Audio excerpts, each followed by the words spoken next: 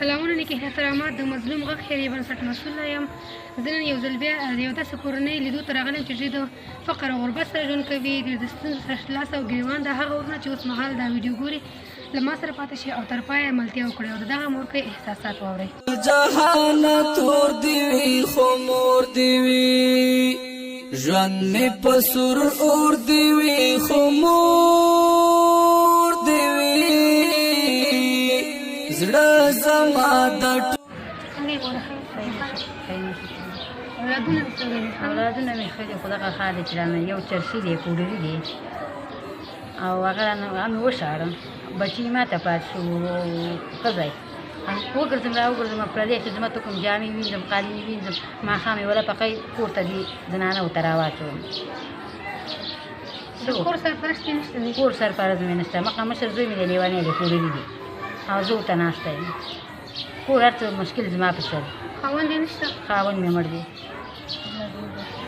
خاوند مې مړ دی. دغه مشکلات دي نو چې وګرځم را وګرځم پردی قالینې وینځم پردی جامې وینځم هغه راوړم. د ګیس دا خلک ګیسونه کاري، زه ګیس نه کاروم. همدغه دا بچي مې پلاستیکونه راټولوي، پلاستیکونه راټولوي، په دغه پلاستیکي منځه ډوډۍ پخوم.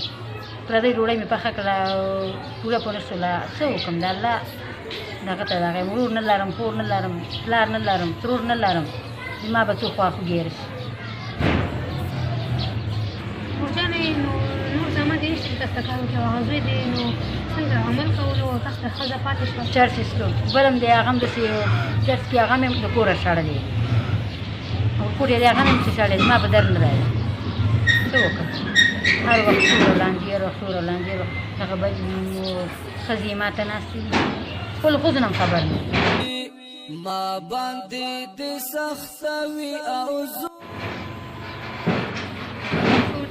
زامن د تداوی نه ده کړې؟ نه څه شمال یې ورته وکړو، مشکل لرم، په خپله مریضه یم، پرېشن یې راته ویلی دی، دومره روپۍ زه نه لرم چې زه د دې ځان غم وکړم. بچګانۍ ښه خراب دی، پرېشن هر ډاکټر له ځم وایي عملیات وکړه، هر ډاکټر له ځم وایي عملیات وکړه. عملیات به زه په څه شي وکړم؟ په پردیو جامو باندې خو عملیات نه کېږي. تاسو په دې کور کې چې اوسېږئ دا کور مو خپل دی؟ نه کره میاشتې 4000-5000 روپۍ د ما نه غواړي، زه بیا د کوم ځای نه کوم؟ رامانې جمع هم ده، شپږو ده په د 7 میاشتو کرام رامانې جمع ده.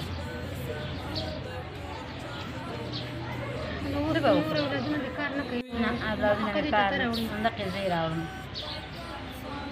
دغسې وګرځم را وګرځم یا قالینه یې څوک جامې وینځوي، حالت درسم کړه چې ورشم وایي دا جامې به راله وینېږي، چې ور بیا له وینېږي. دا روژه چې په ما سخته تېره شوه که نه، په کټار کافر هم داسې سخته تېره وي.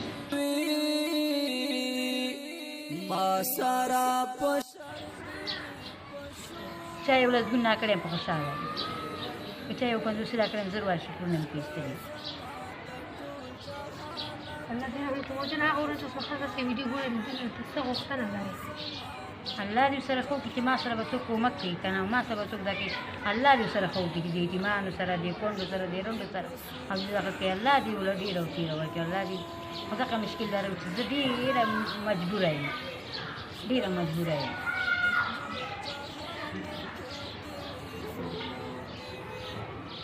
او بس مورجانې دغه ورځ ستا ویډیو ګوري هر ټول به ستاسې لاسنیوی کوي. نو دغه وروڼو ته چې اختر راغی تاسو دلته جامې کړې وې؟ جامې هېڅ هم نه کړي، دغه زړو جامو کې مې تېر کړه، په جړه او په کړاو باندې دغه زړې جامې ما دا یو بل راکړي، دا یو بل راکړي، ما اوسه په جامه کړي، دوی ته ما پیدا نه کړم، ځان له بیا څه پیدا کړم. مولویان دا چې تاسو دومره د ستونزو مشکلات سره یې نو تاسو اولادونو ته جامې مې دې کړي، اختر میوه مو ورته نه واخیستې، نو تاسو څه احساس کوئ؟ نو څه به وکړو؟ دغه ماښام وګرځو راوګرځو، دغه ماښام د پخې چا په خېټه ماړ شي که نه، دی میوه هم ده، دی جامه هم ده چې څوک را پورې ونه خاندي. که زړه جامه یم اختر تېرېږي او که نوي جامې هم دغه اختر ورځ تېرېږي.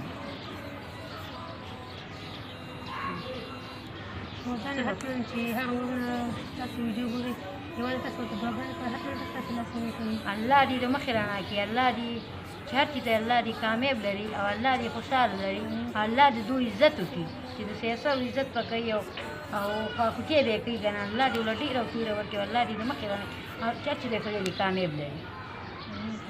تاسو دعاګانې کوئ حتما دا غرونه ستاسو لکنوي حتما درته کوي الله دې کامیاب کړي الله دې مخکې ګرانو هېوادوالو تاسو د دغه مورکۍ غږ واورېدو څنګه د ستونزو او مشکلاتو سره مخ ده چې دا مورکۍ دومره تنګه شوې چې اولادونه چې د اختر ورځ ما په جړا تېره کړه انا تور دی وی خو مور دی د اختر ورځ ما په جړا تېره کړه د بچو د لاس ګرانو هېوادوالو تاسو د دغه مورکۍ غږ واورېدو څومره د ستونزو او مشکلاتو سره مخ ده نو هغه ورونه چې د دغه مورکۍ غږ واورېد د خپل درد یې احساس کوي او د دغه مورکۍ لاسنیوي وکړي د ستونزو او مشکلاتو سره مخ ده چې د دې خپل زامن چې دي د دانې عمل کوي او دې حتی د کوره شړلې دي نفقه نه لري اولادونه یې د اختر جامې غواړي ورڅخه میوه غواړي خو دغه مورکۍ ورته نه دی اخیستي او نشي کولی چې ورته واخلي ځکه دا د بل چا کار کوي او کور ته نفقه راوړي څومره ستونزو او مشکلاتو سره مخ ده ګرانو ورونو صدقه ورکړئ زه یوازې هیڅ هم نشم کولی ستاسو ملاتړ ته ضرورت لرم او زه به د خپل هېوادوالو خدمت تر څو چې ژوندی یم زه به د خپل هېوادوالو خدمت کوم خو په دې وجه چې تاسو له ما سره ملاتړ وکړئ او لاسنیوي وکړئ چې دغه خویندو میندو په سترګو مسکا راولم او د سترګو څخه یې اوښکې وچې کړم نو ګرانو صدقه چې ده په انسان باندې راتلونکي مصیبتونه دفع کوي نو غوره به دا وه چې تاسې صدقه ورکړئ او دا د الله تعالی مهرباني ده چې خپل بنده ستاسو دروازې ته دراسته وي چې تاسې یې لاسنیوي وکړئ که څوک غواړي چې خپلې مرستې په شفاف ډول تر اړمنو کورنۍ ورسول شي خپلې مرستې او مظلوم غږ خیر بنسټ ته وسپارئ د مرستې لپاره زما د واتساپ شمېره ده 0 نو وخت سم الله مل خدای په امان هر چې اوسې خوشحاله او آباد اوسې بیا هم ستاسې د بریا او د مرستې په هیله